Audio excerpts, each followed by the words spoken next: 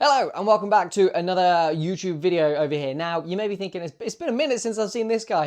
It has been a minute. I have been doing other things. My partner's been on half term. I went away for a bit. It was my birthday. Thus, videos didn't basically get recorded. But I am back. I do have an idea for a video. I am kind of running out of ideas for videos. So if there's things you'd like to see, drop down in the comments below what that would be. But I do have an idea for a video, and it's going to be the books that I'm still so excited to read this year. Reading for me, as I said, is always a thing that I'm kind of doing to fill gaps in my life. I listen to an audiobook when I'm driving or walking or anything like that, where I've got that spare time to be able to do it. Not something I actively go in and think, oh, I'm so excited to sit down and read something. There are very, very few books that manage to do that for me. Often I'm listening to one via an audiobook via like the car when I'm driving home or something, and I think I need to finish that. That's the only time I really get home or get to bed and think I really want to read that. But there are some books on my TBR that I am so excited to read because either I know they're just going to be right up my street because I've heard such fantastic hype about them, or because I've read the author before and I know they're going to be good. Any of these sort of things are what fits into this bracket.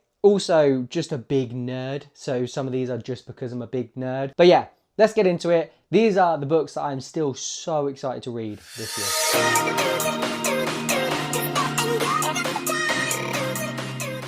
So the first one is All the Colours of the Dark by Chris Whitaker. Now, there's a couple of things I need to talk about here. First off, if you follow me across any of my other social channels, you may be thinking, I thought you already started that one. I kind of did.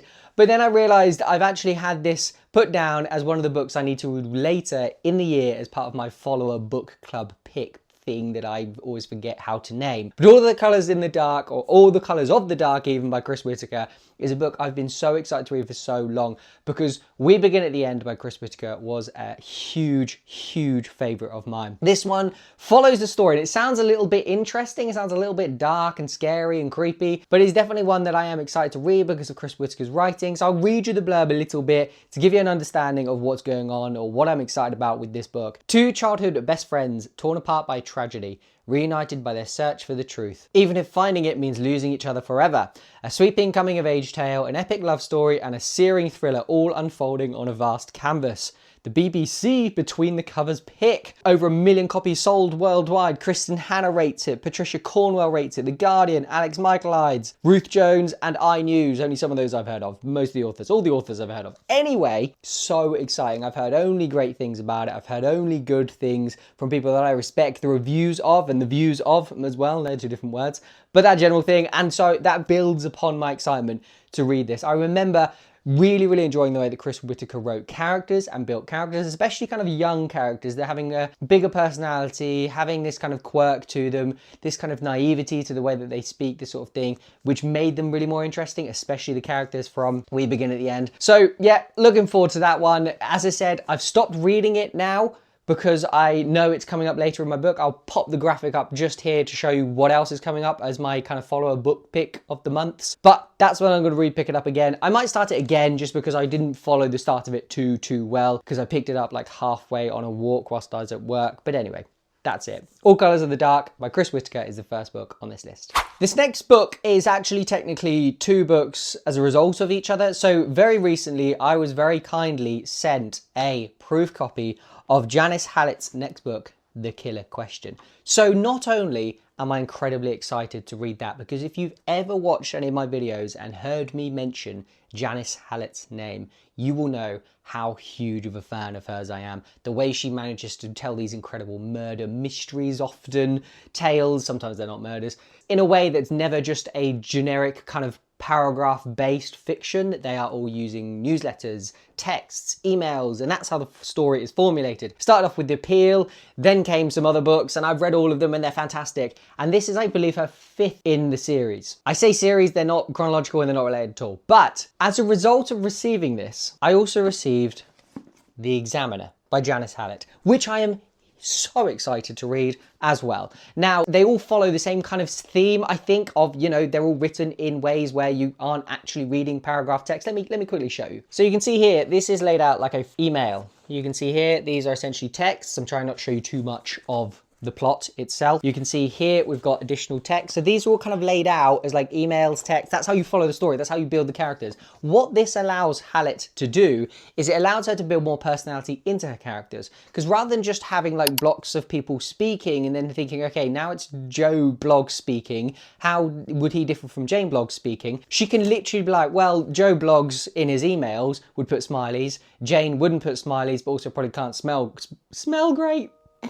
Spell great. But either way, that adds that small bit of personality to things. And that in itself is a really clever way that she manages to get huge amounts of character personality in these books. So The Examiner follows the story of a masterclass in murder. I'll quickly read you the blurb. The mature students of Royal Hastings University's new art course have been nothing but trouble. From setting fire to one another's artwork to an extramarital affair and a disastrous road trip, course leader Gayla Nathaniel is at her wit's end. But finally they're given their last assignment, an art installation for a local manufacturer. With 6 students who have nothing in common except their clashing personal agendas, what could possibly go wrong? The answer is murder.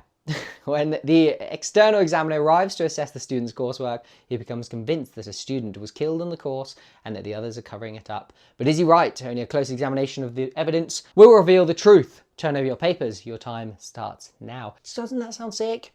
Sounds so fun. And it's quite a thick boy as well, so this isn't going to be a short novel. I'm so excited. What's quite interesting is I'm a big audiobook reader. You know that, or listener, however you want to refer it. But with these, it's slightly trickier to get that across because you are having to listen to who is speaking each time. In the audiobook, it will literally say, Joe Bloggs, blah, blah, blah, blah, Jane Bloggs, blah, blah, blah, and the dates of the emails and all this sort of stuff. So if you read it, it does help it. And that's why I love these as well, just because I find myself so much more engaged in that sort of writing. So yeah, that's how that's worked. So that's why I'm so excited to read The Killer Question as well. This one's set around a pub. So the idea is I think that the back says pub quiz rules, £1 per person, cash only, teams of up to 6, mobile phones must be switched off. The winning team will take home the pot minus £10.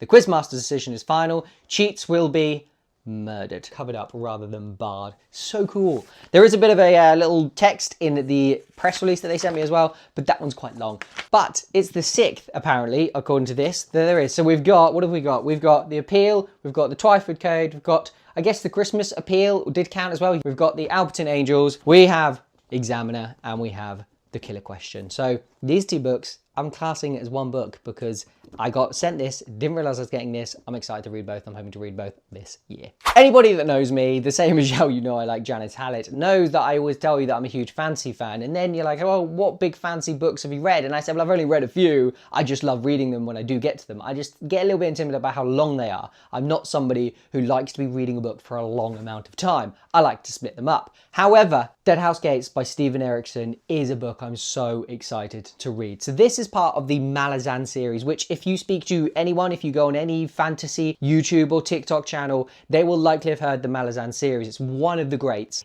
It's great because it's long, but it's also great because it has such a vast world. It's so large there's a wiki for it, which if you've read the first book, you already need the wiki for. There is no kind of slow, steady build up to these books. They introduce races and cultures like they're just the thing that have always been there. There's no description as to who these people are, why they're there, what they mean to the world.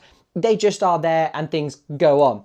I think the first book is quite intimidating and I got through it and I remember most of it, though I'm probably going to ask ChatGPT for a little summary of it just to give me a bit of a knock on the head as to what actually happened and what I need to remember for the second book.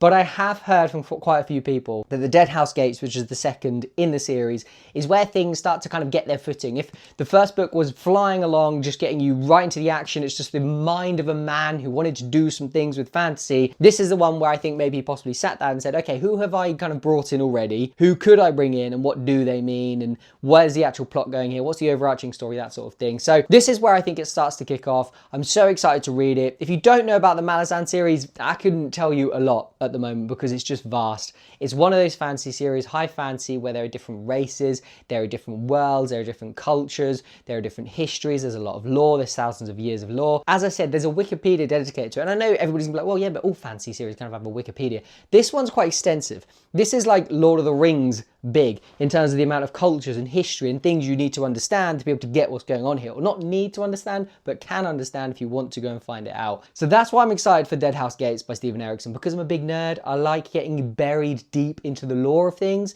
and I feel like this might do that for me. Now, it is a thick boy. This is quite a small book, so let me just compare it to like another book. So this is going to be a really stupid comparison, but that's The Proof which is a book. And that's the regular book of Deadhouse Gates. Let me just get the Examiner to show you what the Examiner looks like compared to it. So that's a regular book, that's a small book of Deadhouse Gates. Doesn't look a lot smaller actually, but it feels smaller. It's thinner as well, as you can see there, it's a lot thinner, but it is still quite a few pages long. We are looking at 900 odd pages. I mean, I think there's an epilogue and yeah, there's a glossary.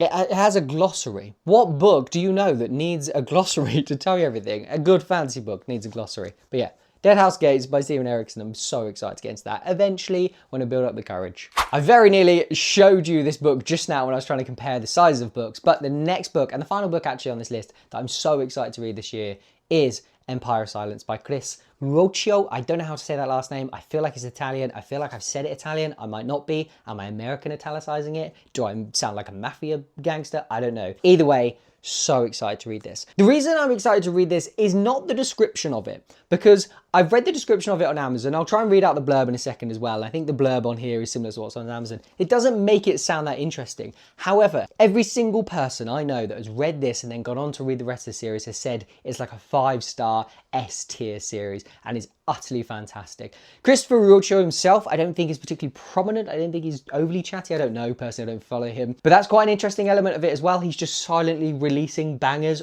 all over the place with this series. So let me give you a quick description of what the blurb, not a quick description, I'm just going to read it quickly. I don't cut anything out. It was not his war. On the wrong planet, at the right time, for the best of reasons, Hadrian Marlowe started down a path that could only end in fire. The galaxy remembers him as a hero, the man who burned every last seal sin from the sky. They remember him as a monster, the devil who destroyed a sun, casually annihilating 4 billion human lives, even the Emperor himself against imperial orders. But Hadrian was not a hero, he was not a monster, he was not even a soldier. And that is it. I mean, I don't get what I'm about to read. Am I about to read about the story of this Hadrian Marlowe? Is that what's happening here? And they've just told me the end of it and he's not, I don't know. A stunning debut and an incredible novel. Space opera fans will savour this far future debut.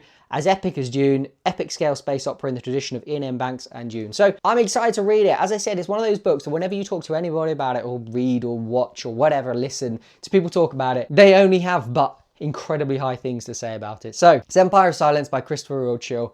Very excited to read that one. That's my final book on this list. Have you read it? Let me know, because I feel like if you have read it, let me know if it's any good. Let me know if it was overhyped. Sometimes these books get overhyped and some people have differing opinions about them. It's just one of those books, as I said, where pretty much everybody who's read it has said it's fantastic. And I don't know if people are just saying that because they're not expecting it to be good and then it's good. I don't know. Either way. So excited. So they're the books I'm excited to read later on this year. There are what, 1, 2, 3, 4, 5, technically 4. I don't know. Are we classing the 2 Janitalis as one book? No, because they're not one book, Luke. Don't be an idiot. But is it because you're only excited to read one because you received the other already? I don't know. Either way, let me know which one of these you have read. Let me know which one of these you're most hyped to hear my opinion on or most hyped for me to read because you loved it so much. If you've not yet done so, drop a like, drop a comment, bloody subscribe, and I will see you in the next video. Goodbye.